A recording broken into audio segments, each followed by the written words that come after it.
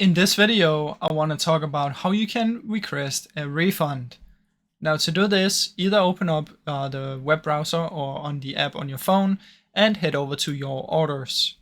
Inside of here, you should see the order that you want to refund.